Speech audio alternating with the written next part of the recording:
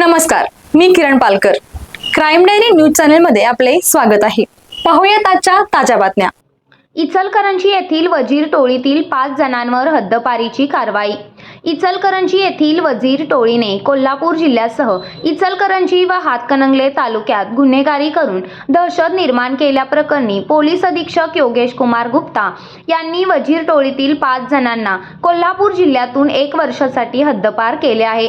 यात वजीर टोळीचा प्रमुख सूरज वसंत बन्ने वय वर्ष 30, संकेत सुनील नाकाडे वय वर्ष 23, अंकोश महादेव हुल्लोळे वय वर्ष 23, सुधीर रामलिंग मडिवाळ वय वर्ष 32, चौघे राहणार गावभाग इचलकरंजी आणि तेजस निशिकांत कुर्णे वय वर्ष 24 राहणार महासत्ता चौक इचलकरंजी यांचा समावेश आहे. पोलीस अधीक्षक योगेश कुमार गुप्ता यांनी गुन्हेगारांवर आणि गुन्हेगारी टोळीवर मोक्का, MPDA आणि हद्दपारीची कारवाई करण्यासाठी सर्व पोलीस ठाण्यांच्या प्रभाऱ्यांना प्रस्ताव तयार करून सादर करण्याचे आदेश दिले होते. त्यानुसार इचलकरंजी पोलीस ठाण्याचे पोलीस निरीक्षक यांनी वजीर टोळीतील 5 जणांवर हद्दपारीची कारवाई करण्यासाठी प्रस्ताव तयार करून सादर केला होता.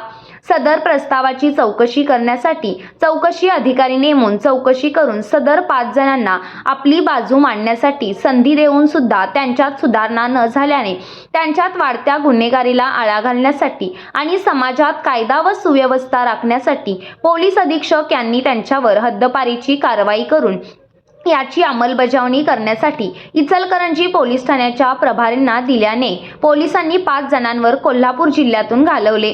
सदर हद्दपार झालेले इसम कोल्हापूर जिल्ह्यात आढळल्यास याची माहिती जवळच्या पोलीस ठाण्याला द्यावी. माहिती देणाऱ्याचे नाव गुप्त ठेवले जाईल असे पोलीस अधीक्षक योगेश कुमार गुप्ता यांनी नागरिकांना आवाहन केले आहे.